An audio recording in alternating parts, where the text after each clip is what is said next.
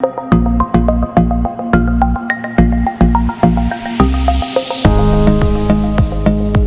back, everybody. Good morning. The Tech Sheck train keeps rolling, and we get more and more interesting folks for you to see about what's happening in Pakistan. Today, I want to welcome back Ambereen Mirza, again, Open board member in Boston and Open Global's general secretary. She's going to be co-hosting with us today. She is an education specialist, and that's why you're seeing a lot of her in the last few episodes. So thanks, Ambereen, for being here. And she's going to introduce our guest, Ozaal Zesha, who has started a concept called Class Notes. And we're going to let him tell you more about that. But in the meantime, about Tech Sheck. Hey guys, 31 episodes. We're here to stay. We're making this thing work. We're trying to educate you on what's happening in the Pakistan tech ecosystem. We want to keep it positive. We need you to engage with us. Please subscribe to our YouTube channel, follow us on our social media channels, and let us know how we're doing. We need feedback. We can't do this without you guys. So please continue along those lines. In that case, I'm going to hand it over to Ambereen. Thank you guys for being here. Thanks, Farouk. It is such a pleasure to be back and to talk about education in Pakistan. Ozaal, it's so nice to meet you, and thank you so much for taking the time to talk to us about Class Notes. Such an interesting concept. Why don't you tell us about Class Notes, how you started, and about a little bit about the problem and how you're solving the problem. Yeah, well, thank you so much, Farouk and Ambereen, for inviting me to this show. I've been watching a few episodes of you guys, and I was really interested for the episode of Muni Mein. I've been looking for, I've been always inspired by the things that guy has done. So regarding the story of Class Notes, we started back in 2017 when we realized that the tuition centers and the exam preparation centers in Pakistan were charging huge amounts of fees to students who were trying to prepare their exams. And there is so much riding on these exams that parents are forced to pay these fees. And these fees go, they go upwards of $700 to $1,000 in Pakistan. So there was this huge problem and no one was addressing it correctly. The other option that students have was to go and buy these exam preparation guidebooks and all these online material that was copied basically from these guidebooks to these websites. And we found out that the quality of these guidebooks and also the websites that were serving these guides were not very good. And my younger brother at that time, he was in the 10th grade and he was preparing his exam and he was using one of those websites. And each page of that website would contain around 5 or 6 ads. It was really distracting. The content that was published was not good at all. But he was forced to use it because, there's so much, as I said earlier, riding on these exams. You have to score higher, else your chances of going into a good university or into a good high school are jeopardized. So we started Class Notes at that time as a charity project. We did not start this as a startup or as a business. We just wanted to help the kids of class 9 at that time to prepare their exams using the material that we would publish in the next 3 months. And we really focused on the quality. So what we did was we went to the market, we bought all these guidebooks, we went to different teachers, we got their notes, and then we consulted with some students and asked them what exactly helped these students to score higher. And then they basically told us all the tips and tricks that you need to really score high in these exams. So we created content in the next 3 months for just one class and we published that, and that was it. We never thought that this would take on. We never did any marketing. We never advertised it, and not even with our friends. I actually created that website for my brother and his friends. And at that time, I got selected in this entrepreneurship exchange program for another startup that I was doing at that time related to energy. And I went to Austin, and I had forgotten completely about Class Notes at that time. But one day I got a message from the hosting provider that we were using at that time that our servers has crashed. And these were just, this progress was made in just 3 months. So more than 100,000 students had started visiting Class Notes without any marketing, without any advertising. So students were getting a lot of value from this content. And we had to now buy a better server a hosting package to keep the website going. So I called one of the mentors that I have in US. He's Dr. Fawad. He's a professor in Texas A&M, and I told him that I started this charity project, and it is now, just crashed all the website. Even the startup that I was doing at that time, its website was also hosted on that hosting provider. So he wired me the money. We went to the cloud. We bought the AWS package, and then we hosted class notes there. And Wow. so that's how this whole thing started. And now fast forward 3 years, we're currently serving more than 500,000 students. We're doing more than 1 million sessions per month. We still have not marketed anything. The total marketing budget that we've spent in the last 3 years is less than $30 US. And that was basically an experiment that we did on Facebook. I did not like the marketing thing at all. I mean, this is totally organic growth. This is the network effect. This is word of mouth. And we're now serving matriculation and FSC. So high school and secondary school students are using class notes at the moment, and also students who are preparing their entrance test examination to go into different universities. So this is what we've done over the last 3 years. We've also created a mobile application, which has 2 premium features. One of them is the multiple choice question feature, where students can basically gauge how prepared they are by giving timed multiple choice questions test. And also they can use flashcards to memorize important concepts and formulas. So yeah, that's the story of till today, how ClassNotes was created and where we are at the moment. Awesome story. That's a fantastic story.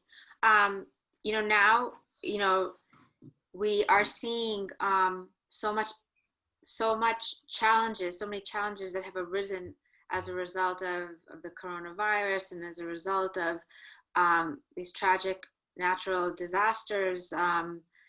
Tell us about both the opportunities and the challenges you're seeing, and how ClassNotes is evolving. So when I was in Germany at the moment when the whole lockdown thing started. I was participating in a program called the Westerwelle Foundation program. And this was back in March, the mid of March, and I had to cancel all that trip. I came back to Pakistan, and I found out that the Ministry of Education has decided to close all the educational institutions and also cancel all exams. So when the exams were canceled, our user base and our usage was dipped completely. We lost almost all the users that we had.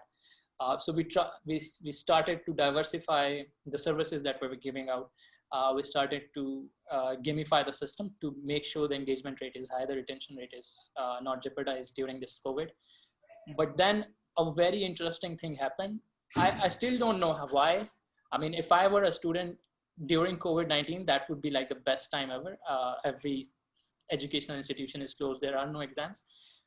But still, students started showing up on our website, and the number that we had earlier before the COVID, the pre-COVID era, they were much higher than that. And we realized that before this whole COVID thing started, only the students who are early adopters of technology, they were using the website, and students who would feel comfortable using or learning online, only they were using it. But now when all the exam preparation centers are closed, all the educational institutions are closed, every student is forced to use these online solutions, and ClassNotes is one of them. So we are ranking at the #1 spot on Google for around 42 searches, and that are related to these exam preparation. So students were finding ClassNotes organically from the search engine, and we were getting more than 2.5 million impressions on Google search alone. So students started showing up in bigger numbers. And by the way, this is the second time in our whole journey when our servers crashed, and this time we crashed the cloud servers of AWS.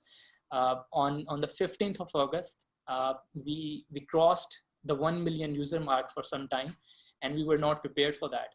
Not this early. We had, for our projections showed that we would reach this number by the end of 2020.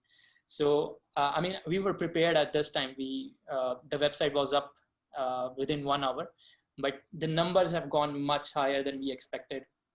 And now we've also released these premium, 2 premium features for students who want to learn much more than what we are providing for free. And to my surprise, there are a lot of students who are buying it, and there are a lot of students who are trying to buy it. What we've done is if you want to buy these premium services, you have to use a credit card, and they don't have access to it. A lot of students don't have access to credit cards in Pakistan. So they're trying to buy these two features, but their transactions sometimes get declined. But there is this huge amount of students who have actually bought it.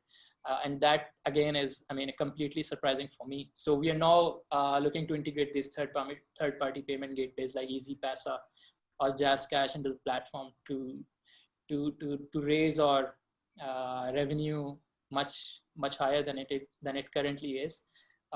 But coming back to your question regarding the effects of COVID on edtech, I think COVID has been kind of a blessing in disguise for the edtech sector.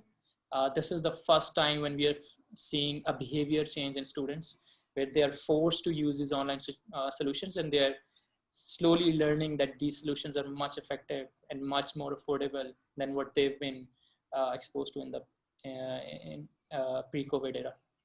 So we're almost out of time, I know, but let me ask you a quick question. Do you have an ask from the diaspora? Are you fundraising right now, for example, or? Yeah, so the rate at which we are growing currently, we need to expand our team to at least 3 times than what we currently are. And we are raising a round of $250,000. This is a seed round, and we're giving away 10% of equity for that. And we're trying to find investors who are interested in impact investing and who are interested in this edtech sector. People like you who have expertise in the education area and who know how the dynamics of edtech are. We're trying to find investors like you. We're trying to find people who are interested in this sector and raise a seed round of $250K. Okay. Fantastic. Well, this is, I could keep talking, but I know that we're going to be running out of time soon, right, Farouk? Yes, we are wrapping up for the day. We try to keep these short and informative for our audience. People are being hit with lots of different things on social media.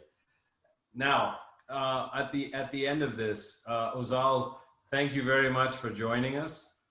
An amazing story. Wow, talk about organic growth. And talk about figuring out inadvertently what students really need. The server crashing stories are pretty insane in my opinion. And that's very, very good to know.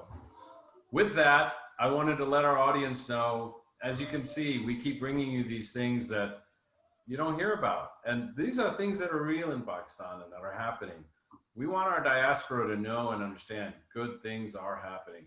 And you know the best part about all of this is just encouraging and building on the education vehicle, which is really necessary in our environment in order for our economy to continue to grow and stabilize.